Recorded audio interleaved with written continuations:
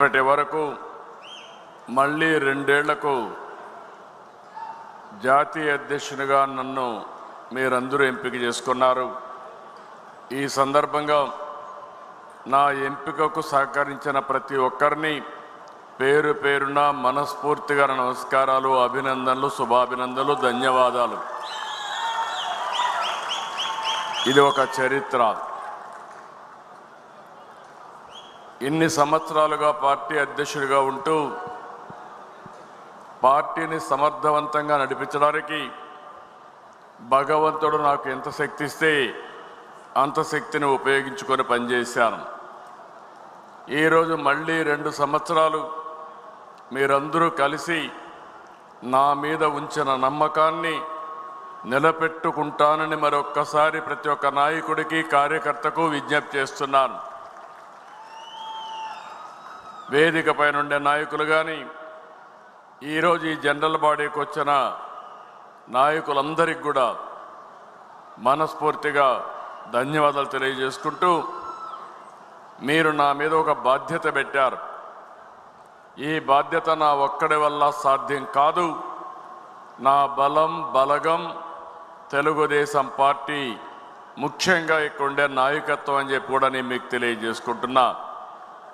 మీరు నిన్న ఈరోజు ఏ స్ఫూర్తి అయితే ఇచ్చారో, ఎంత బ్రహ్మాండంగా అయితే మీరు సహకరించారో, మీ సహకారం చూస్తున్నాను.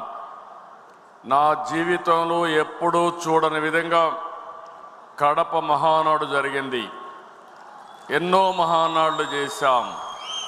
కడప మహానాడు అన్ని మహానాడుల కంటే ప్రత్యేకమని మరొకసారి మీ అందరికీ విజ్ఞప్తి చేస్తున్నాను.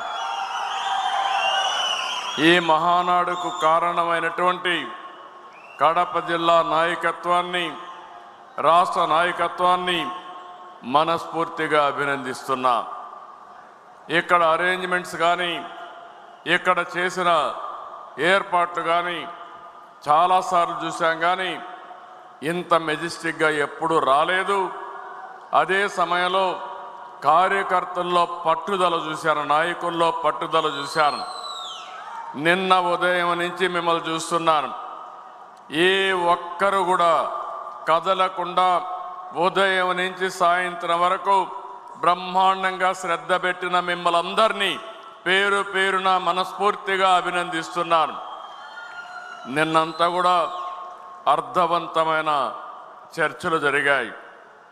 ఏదైతే 6 శాసనాలు, అదే సమయంలో రాబోయే 40 సంవత్సరాలకు ఒక ప్రణాళిక, ఈ 2 కూడా చూసినప్పుడు నాకు ఏమాత్రం అనుమానం లేదు.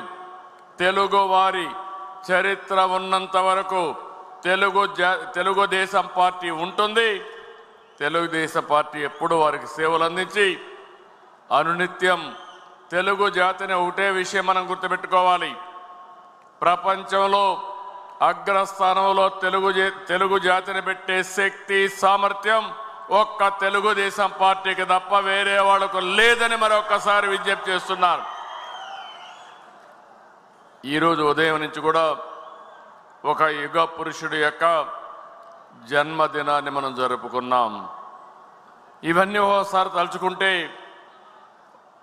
మనం ఇంత బ్రహ్మాండంగా ఏ విధంగా చేయగలుగుతున్నాం అనేది మనకే ఆశ్చర్యం వేసే విధంగా కార్యక్రమాలు అవుతున్నాయి. ఈరోజు మళ్ళీ కొన్ని తీర్మానాలు మనం చేసుకున్నాం. నిన్న విషయాలు నేను ఈరోజు ప్రస్తావించడం లేదు.